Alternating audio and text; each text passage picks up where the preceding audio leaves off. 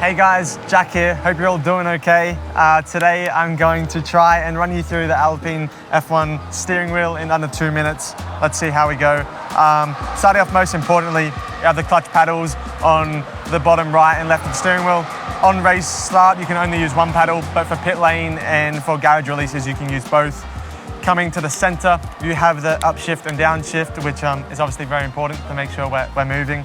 Top left, we have the drag reduction system paddle. This only needs to be pressed once when into the activation zone, and will turn off when braking input is applied. Coming to the front of the screen, you have the pit limiter button. This can only be activated in the first 3 gears and under 80 kilometers an hour. You have the radio, so this just has to be pressed. When pressed, a red light will come on to indicate that it's on. You do not have to keep the button held, but you need to make sure to turn it off when finished talking. Otherwise, the team will hear some weird breathing noises and maybe something you don't want them to hear. Top left, you have the burnout button. This is to generate wheel spin to help with practice starts and for formation lap starts. Coming down, you have the overtake button. This is to give you a little bit extra energy if wanting to help with overtaking or for defending.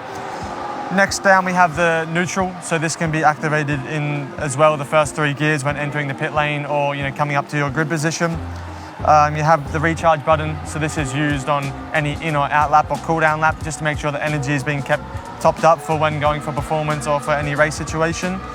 And then have quite a lot of rotaries, so we have the brake mapping, so the engineers can set any brake mapping they want to help with the driver's needs. You have SOC and power unit, so this is for energy deployment. Here you have a torque modifier. It is either increasing the engine braking or decreasing. It's like a handbrake, helps with rotation. Here we have the entry, mid and high speed diff mapping, either opening the diff or closing the diff depending on your needs of stability or instability. And down the bottom here, we have the brake bias adjusters. So each of these will either go up in 0.5% or 1% increments, depending on how the driver wants it. Last but not least, we have the steering wheel release. So this is how we put the steering wheel on and take it off. It's quite complicated. I went through it as quickly as possible. I hope it was okay. I hope you have a better understanding for it.